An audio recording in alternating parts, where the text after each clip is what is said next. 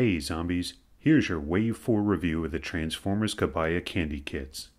This wave consists of Hot Rod, Victory Leo, and Inferno. Each kit also contains parts to form the trailer so you can convert Hot Rod into Rodimus Prime.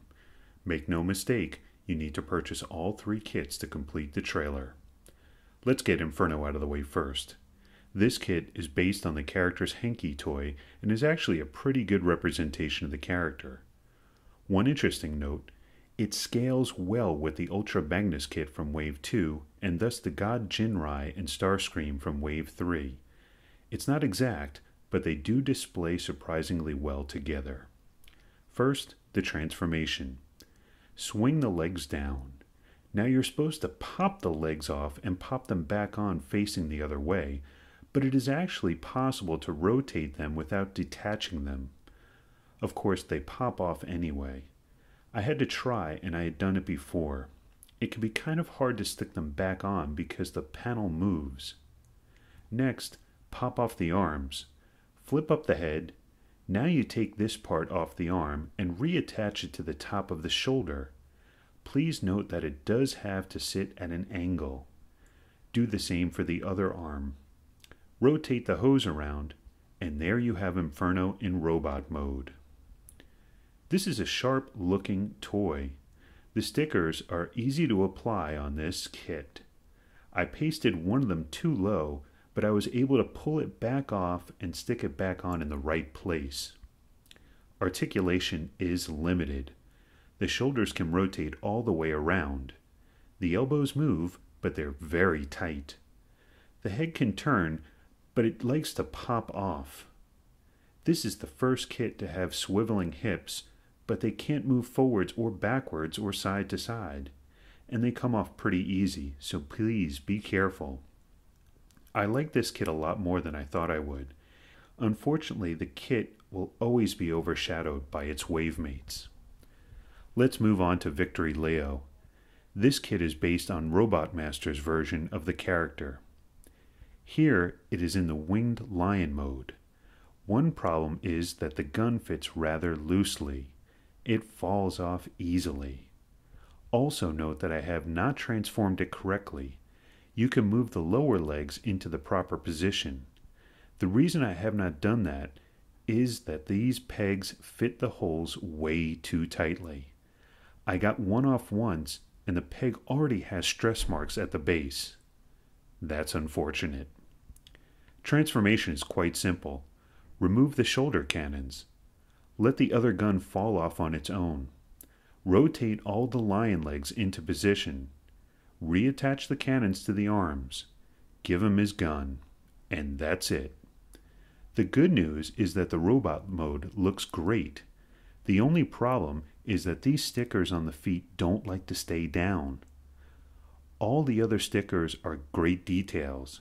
The yellow part actually looks a lot more orange in person and gives Leo a refined look. You can also mount the cannons on his back, and it looks fierce like that. Unfortunately, there is no way to attach the gun to his side. It's a shame because it's part of the classic Victory Leo look. You could kind of fake it, but it'll fall off if you bump it. The main attraction, of course, is that it combines with the Star Saber from Wave 1. Let's start with Star Saber. I thought I'd mention here, the feet are developing major stress marks from the pegs that run through them. I don't know if you could see that or not, but they run all the way across.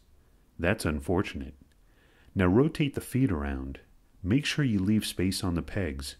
Victory Leo will clip on there. Now move on to Victory Leo himself. Remove the gun, remove the cannons, pull out the torso. It all fits together really well, but it does take some wiggling.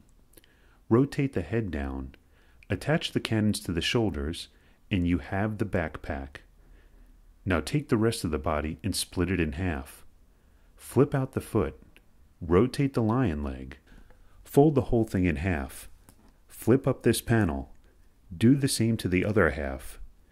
Now clip the super boots onto Star Saber's legs. Note, I've only done this once before, and this clip already has those dreaded stress marks. That's unfortunate. See how it clips onto the peg? This one's a little loose because of those stress marks.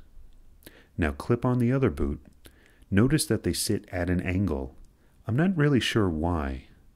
Anyway, attach the backpack.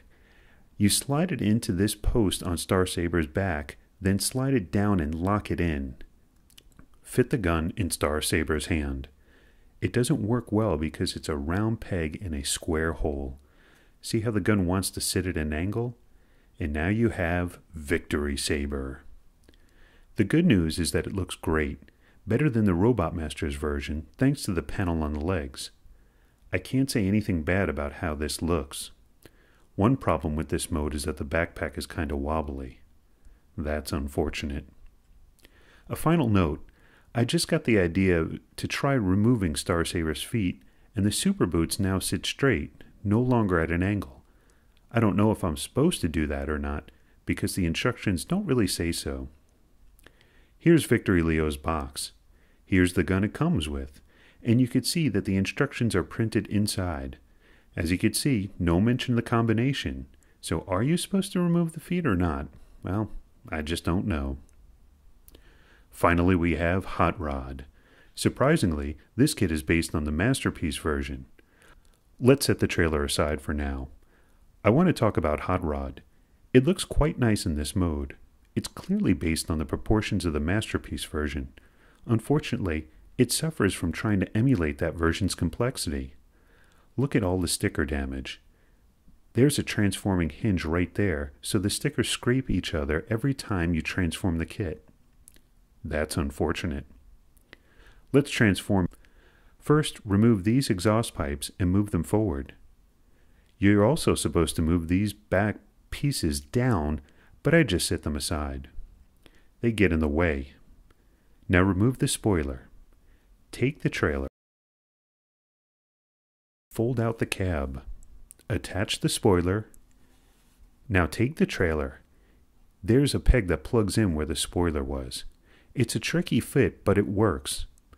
This is where those other exhaust pipes are supposed to sit, but they don't fit. They force the trailer's exhaust pipes to bend outwards, and nobody really likes that, so I don't do it. This mode looks really great. It's pretty big for a Kabaya kit. Here it is next to the Ultra Magnus. As you can see, it's a bit oversized, but actually, they're all about the same size lengthwise, and they're even about the same height. Rodimus's cab does look too big, but the two actually display together a lot better than I thought they would. So let's transform it into robot mode. Remove Hot Rod. This piece sometimes stays on, so just take it off. It has to come off anyway, so it's no big deal. Remove the spoiler. Someone asked why I didn't show the transformation on my review of the Masterpiece. Well, here it is in tiny form. Rotate the legs. They're very snug, just like the Masterpiece version. Now here's where the stickers get damaged. You have to fold the car at these hinges, and it's really tight. Rotate the waist. It too is very snug. This piece is also showing stress marks. That's unfortunate. Now rotate the arms down. They do not need to pop off, despite what other reviewers have said. Attach the backpack and attach the spoiler. Stand the robot up and watch it fall right over. You see, this toy doesn't like to stand up. The feet are too small. The toy actually does have a face swapping gimmick like the Masterpiece. Pull the head off, slide the helmet off, put it back on the other side. Plug the head back onto the body. Now take the trailer and open it up. Raise the turret. Rodimus can hold the gun. He can also stand on the trailer. There are two little pegs that plug into his feet. The kit stands on the trailer very securely. That's good, because that's the only way to get him to stand up at all. One problem with this kit? The stickers for the legs suck. These little ends by the feet like to flare up. Also, you'll see that the sides of the legs are actually hollow, so there's no good surface for the stickers to stick to. This kit has a lot of problems, but you know what saved it for me?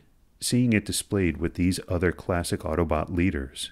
That changed my mind about the whole kit, and really the whole wave. I find that this wave excites me about the future of the series. I want to see more of these. I want to see the Power Masters from Transformers Zone. I want to see Battle Stars.